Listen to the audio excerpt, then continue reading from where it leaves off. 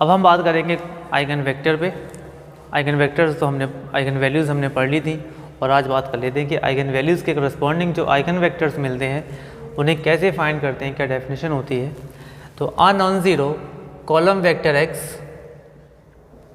कोई non zero column vector x है जो इस सिस्टम ऑफ इक्वेशन को सेटिस्फाई करेगा a minus lambda I into x equal to 0। ये आपको ऐसा दिखाई देगा, देखने में थोड़ा सा अलग है बट इसको आप 12th क्लास में पढ़ चुके हो। सिस्टम ऑफ इक्वेशन को मैट्रिक्स फॉर्म में आप ax इक्वल टू बी लिखते थे, ax इक्वल टू बी आपने लिखा है। और अभी आपने सिस्टम ऑफ इक्वेशंस पढ़े हैं, उसमें दो तरह के सिस्टम पढ़े हैं जहाँ पे b की वैल्यू 0 होती है, जो वेक्टर है कॉलम वेक्टर वो भी क्या हो जाता है, 0 हो जाता है। तो ये दो चीज़ें आप पढ़ के आ रहे हो, ये non homogeneous system of equation, ये सिस्टम ऑफ इक्वेशन है। इन पे भी डिस्कस करेंगे, इनका भी पूरा अपना एक चैप्टर है, उस पर भी डिस्कस करेंगे किसी दिन। फिलहाल ये जो ax इक्वल टू 0 लिखा हुआ है या ax इक्वल टू b, ये तो आपने 12th में भी सॉल्व किया है। इक्वेशंस को सॉल्व करते थे, लीनियर इक्वेशंस होती हैं 3 वेरिएबल में, x y z की वैल्यू निकालते थे मैट्रिक्स फॉर्म में लिखने के बाद में। तो ये कुछ और थोड़ी नहीं है, देख लीजिए आप, एक मैट्रिक्स, ये भी एक स्केलर मैट्रिक्स, मैट्रिक्स का डिफरेंस जो मिलेगा वो भी एक मैट्रिक्स होगा। ये मैंने पहले ही बोल दिया कॉलम वेक्टर है, कॉलम मैट्रिक्स बोल सकते हैं आप इसको क्या बोल सकते हैं, कॉलम मैट्रिक्स बोल सकते हैं। और अच्छा लगेगा आपको अगर आप कॉलम मैट्रिक्स लिखेंगे इसको। तो ये भी एक मैट्रिक्स है। तो यहाँ पर आने वाला वो कॉलम मैट्रिक्स जो इस मैट्रिक्स से मल्टीप्लाई करके इसको क्या बना देगा, 0 बना देगा। इसको हम ऐसे ही बोल सकते हैं कि इसमें क्या होंगे, x1 x2 x3 होंगे। पूरा सिस्टम बनेगा तो पूरा एक होमोजीनियस सिस्टम बनेगा, और होमोजीनियस सिस्टम को हम सॉल्व करें और जो x1 x2 जो भी वेरिएबल होंगे उसमें उनकी वैल्यूज़ जो मिलेंगी उन्हीं को लेकर एक कॉलम वेक्टर बनाएगा, वही क्या बनेगा, आइगन वेक्टर बनेगा। यहाँ पर क्वेश्चन को करेंगे तो और समझ में आएगा। इस सिस्टम ऑफ इक्वेशन को, होमोजेनियस सिस्टम ऑफ इक्वेशन को सेटिस्फाई करने वाला हर नॉन ज़ीरो वेक्टर देख लीजिए, 0 वेक्टर तो सेटिस्फाई करेगा ही ऑलवेज। हम बात कर रहे हैं नॉन ज़ीरो कॉलम वेक्टर की, जो सेटिस्फाई करेगा वो कहलाएगा इज कॉल्ड आइगन वेक्टर।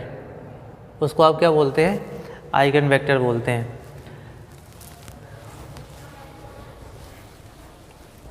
कुछ बातें जो यहाँ पर बोली, आपने क्या देखा कि नॉन ज़ीरो, तो आप ये नोट कर लें इस चीज़ को कि जो आइगन वेक्टर आप निकालने जाएंगे किसी आइगन वैल्यू के करस्पॉन्डिंग, ऐसा हो सकता है कि eigen value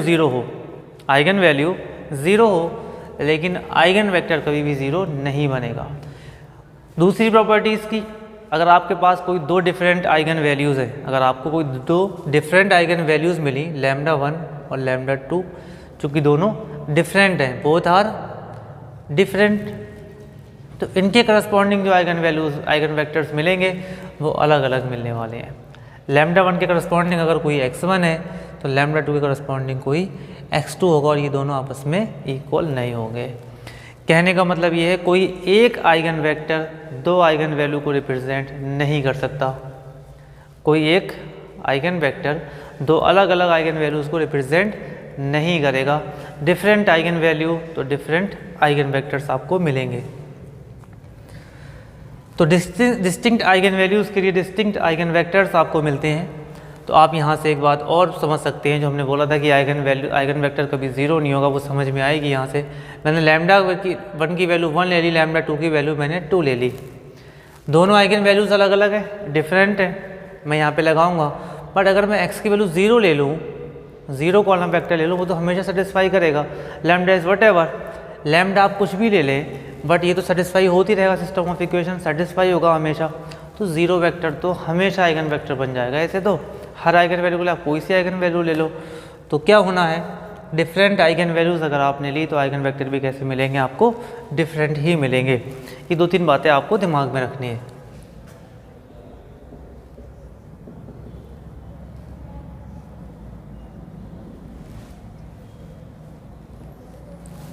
A is a matrix of 2 cross 2।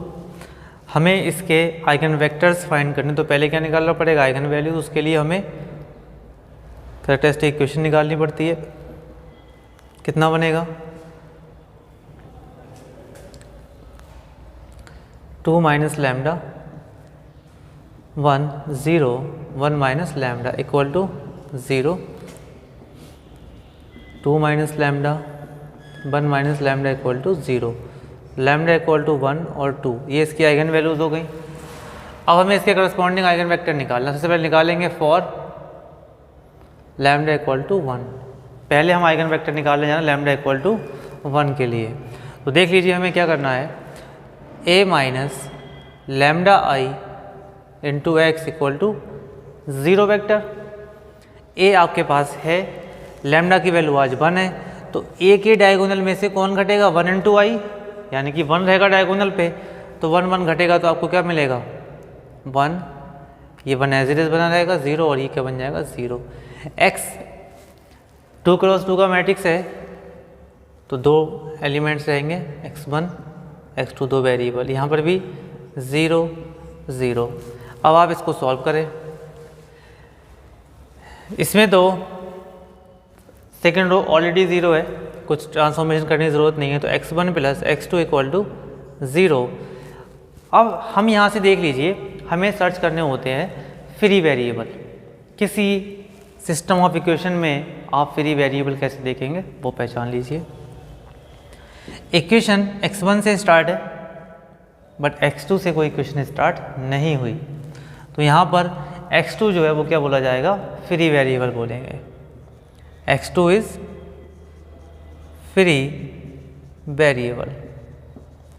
x2 अगर फ्री वेरिएबल हो जाता है, what is the meaning of free variable? Free variable का मतलब है कि आप उसको कोई भी वैल्यू दे सकते हैं। It can take any non zero value. Okay, अगर आप इसको नॉन ज़ीरो रखेंगे तभी यहाँ से वरना तो ज़ीरो मिलेगा, x1 भी ज़ीरो हो जाएगा।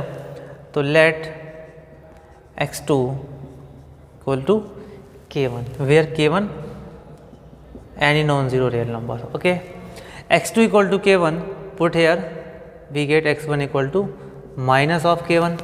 तो पहला आइगन वेक्टर जो आपको मिला x1 equal to x1 x2 is a column vector equal to k1 minus k1 we get k1। ये आइगन वेक्टर आपको मिला। सेकेंड आइगन वेक्टर की अगर बात की जाए, सेकेंड आइगन वेक्टर कैसे मिलेगा आपको? सेकेंड आइगन वेक्टर आपको मिलेगा for lambda equal to 2। So original matrix is 2 1 0 1।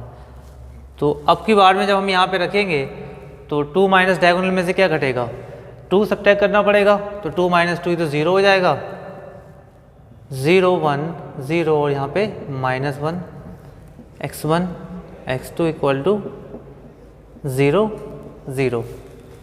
Solve करें इसको ऐड कर दें अगर R2 के प्लेस पर R2 प्लस R1, तो हमें क्या मिलेगा 0 1 0 0 x1। एलिमेंट्री ट्रांसफॉर्मेशन आप यहाँ पे यूज़ कर सकते हैं, 0 0 we get x2 equal to 0। Okay, यहाँ पर कौन फ्री हो गया, x1 से कोई क्वेश्चन स्टार्ट नहीं है, x1 is free variable, x1 is free variable. अगर x1 फ्री वेरिएबल है, let x1 equal to any number k2 where k2 not equal to 0। x2 तो 0 है, अगर x1 भी 0 हो गया तो पूरा आइगन वेक्टर 0 हो जाएगा। तो आपको क्या मिल गया देख लीजिए, second eigen vector is x2 equal to k2 and 0। एक डबल 0 होने से पूरा वेक्टर थोड़ी 0 हो जाएगा, यहाँ तो 0 हो सकता है, इसको कोई फ़र्क नहीं है, पूरा वेक्टर 0 नहीं होना चाहिए। तो एक मैट्रिक्स था हमारे पास, उसके करस्पॉन्डिंग हमने आइगन वेक्टर्स निकालना सीखे।